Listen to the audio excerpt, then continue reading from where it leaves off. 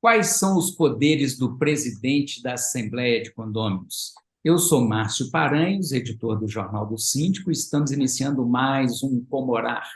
Afinal, morar bem pode ser mais fácil que parece.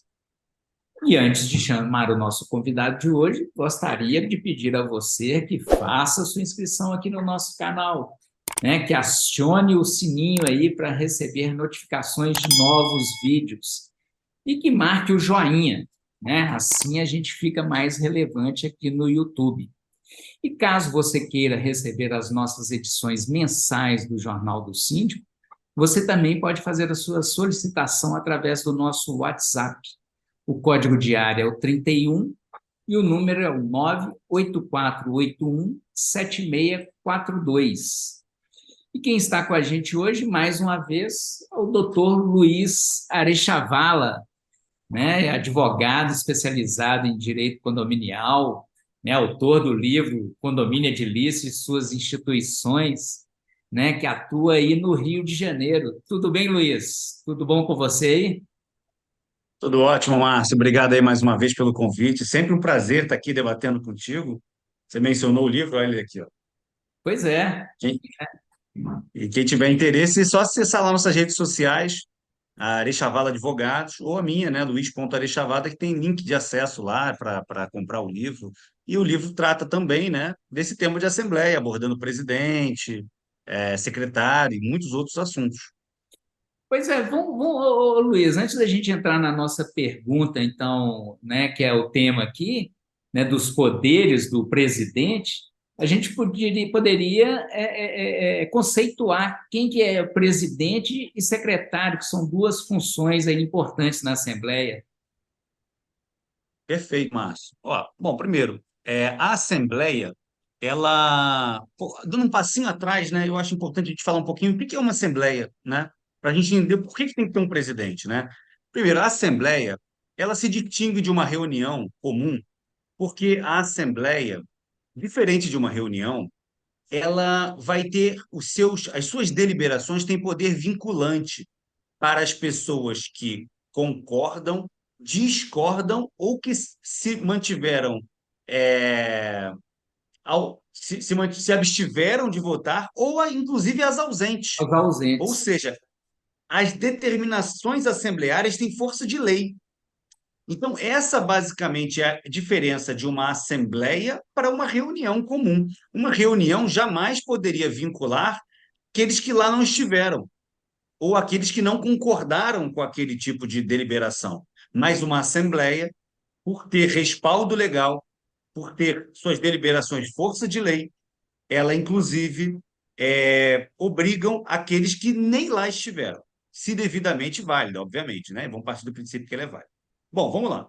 E para isso, né, para organizar esse ato tão relevante, que tem força de lei, força obrigacional, você precisa de um presidente, porque esse presidente vai comandar o edital, né, vai comandar a ordem do dia, de forma a que aquilo possa ser validamente colocado. E isso, essa validade, ela passa desde a legitimidade de voto, ou seja, quem são as pessoas que podem votar, né? Validade de procuração, validade daquela a coincidência entre a pessoa que está presente e o cadastro de proprietários, se o inquilino vota, quem está inadimplente. Então, essa visada geral sobre as pessoas e também sobre os temas, né? Função do presidente, né? Dar a palavra. Então, precisa de um presidente para tocar o andamento. Já o secretário, ele é uma função auxiliar do presidente, que ele, como presidente, ele está muito focado no andamento, ele não tem como tocar o andamento e também fazer uma ata da Assembleia, né? Porque a ata, ela é um resumo dos fatos que foram deliberados, dos fatos ocorridos na Assembleia. Então ele precisa de um auxiliar, que é o secretário. Esse auxiliar, ele tem a função de redigir a ata, ele não precisa nem assinar, porque a assinatura é função do presidente. Você falou aí, Luiz, aqui o que eu mais escuto, né, que a gente, como a gente faz o Jornal do Síndico aqui há 27 anos já, Então, a gente recebe muita chamada de síndico aqui, que às vezes muitos caíram de paraquedas na função e tudo, e eles sempre citam muito essa questão: ah, não, porque a gente fez uma reuniãozinha aqui, né, e deliberou, e você falou bem, porque essa questão condominial, né, ela é muito séria, né? Então, não existe reunião de condomínio, existe uma assembleia. E essa assembleia, elas necessitam de alguns atos formais, né, para É, ter essa claro. validade, essa legalidade, né, que você citou E, por aí. consequência, a força vinculante, né? Isso. E aí você já até falou também dessa função do presidente da Assembleia. Então, o presidente da Assembleia, né, a nossa pergunta aqui é quais são os poderes do presidente da Assembleia. Você já até, não diria poder, mas assim, de função, né? Que uma delas é até mesmo conferir a lista dos presentes, se aquela pessoa que está presente ali é a real proprietária do imóvel, tem o direito de estar presente, né? Isso. Quais outros poderes que essa pessoa, né? E também, ô Luiz, se você puder falar, qualquer um pode ser presidente da Assembleia ali no início da Assembleia ali, ele é eleito Cara, como... muito boa pergunta. O presidente, infelizmente, o nosso Código Civil, ele não gasta muita tinta com a Assembleia, né? Então, assim, ele fala muito pouco sobre a Assembleia. Então, a gente tem que ter. Bom, ele dá muito espaço para a convenção, né? Porque aí a convenção pode regulamentar e pormenorizar como se transcorre a Assembleia naquele condomínio. Mas as convenções, infelizmente, também acabam sendo muito copia e cola, né? Infelizmente, né? Então, assim, também dá muito espaço para o advogado, né? Ou seja, condomínios que têm boas assessorias jurídicas acabam tendo menos problemas, porque você regulamenta bastante e você evita nulidade, né? Bom, então assim, mas a gente parte muito por linhas gerais, né? Então, o presidente, por exemplo, ele tem o dever, além do que a gente já falou, de conferir a legitimidade daquelas pessoas que ali estão, as procurações também, né? Ele, por exemplo, ele pode caçar palavra, ele pode dar a palavra, ele tem que fazer transcorrer dentro da Assembleia o direito do condômino de participar e votar, certo? Seja Assembleia presencial, híbrida ou virtual, porque isso não muda em nada. O direito de participação e voto é o mesmo, tá? Ele tem que conferir as procurações, ele tem que. O presidente, quando. Primeiro, ele é eleito, né? Acho que você até mencionou isso. Ele Eu é eleito. perguntei.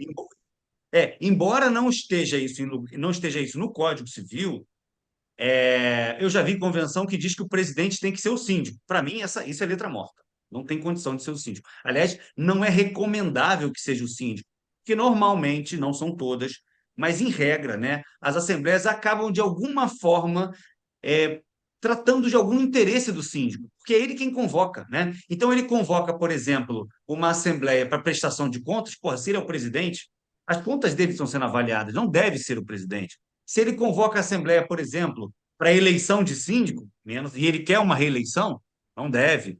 Se ele convoca uma assembleia para contratação de uma obra ou para aprovação de uma obra, ele se convoca porque ele entende que precisa.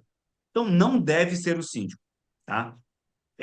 Na lei das SAs, acho que é 6404 de 76, não tenho certeza agora de cabeça, lá diz, lá fala de assembleias de sociedades anônimas, tá?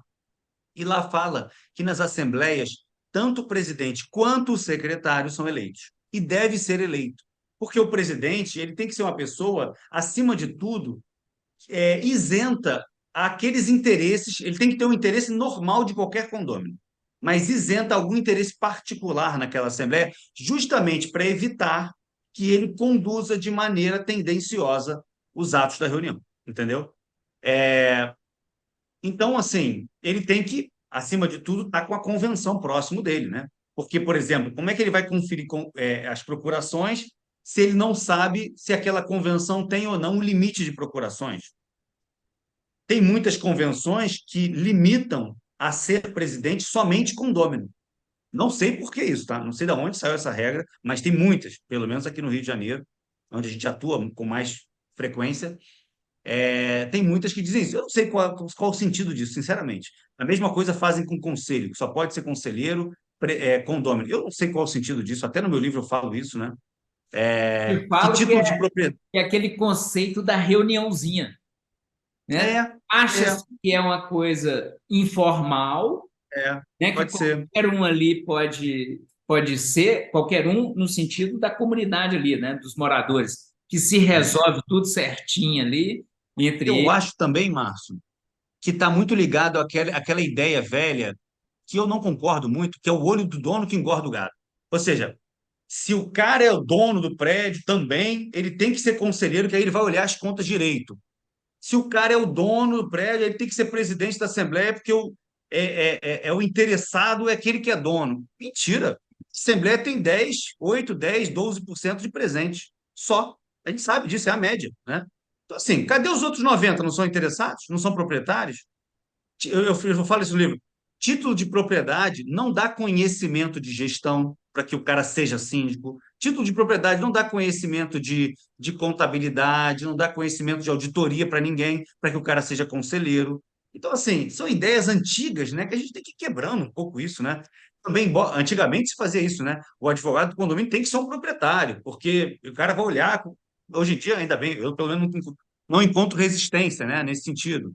Então, assim, são ideias antigas, né? Condomínio, geralmente, o síndico era aquele senhorzinho ou senhorinha aposentado. Também isso já está quebrando a ideia, né? Está se trazendo muitos conceitos de gestão empresarial para os condomínios, isso muito em função dos síndicos profissionais e tal. Eu acho que são ideias antigas, né, Márcio? Assim, que a gente vai aos pouquinhos vendo que não se aplicam na prática, né? Então, assim, o que faz um bom presidente são pessoas que têm um pulso, que têm um conhecimento, que têm um entendimento de legislação, que têm um entendimento até de relações humanas, para não tornar aquilo tão conflituoso, né? Então ele tem, por exemplo, então, para a gente não perder o foco, assim, tem que manter a ordem, ele tem que dar o direito de participação, tem que dar o direito de voto. Inclusive, essa questão aí, manter a ordem que você falou, quer dizer, o presidente, ele teria, por exemplo, o poder, então, até de solicitar a retirada de algum condômino que estiver tumultuando a Assembleia? Claro, caçar a palavra, porque o direito de voto, de participação, o direito de fala, todos têm, todos os condôminos adimplentes têm. Agora, o abuso do direito de falar, né?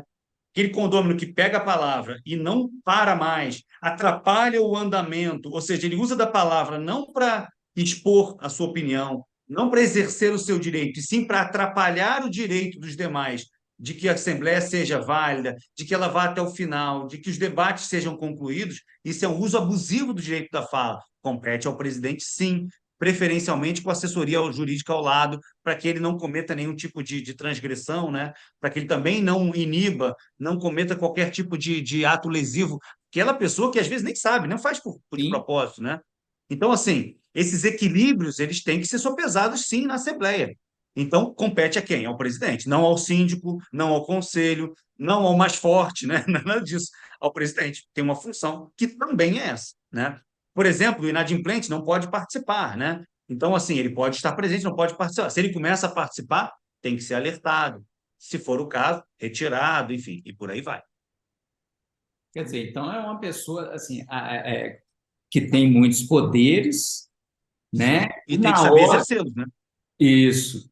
E então os presentes à Assembleia devem ter o cuidado de, na hora de se eleger o presidente, escolher a É. pessoa, A né? pessoa certa. E essas qualificações todas que nós estamos falando aqui não tem nada a ver com título de propriedade.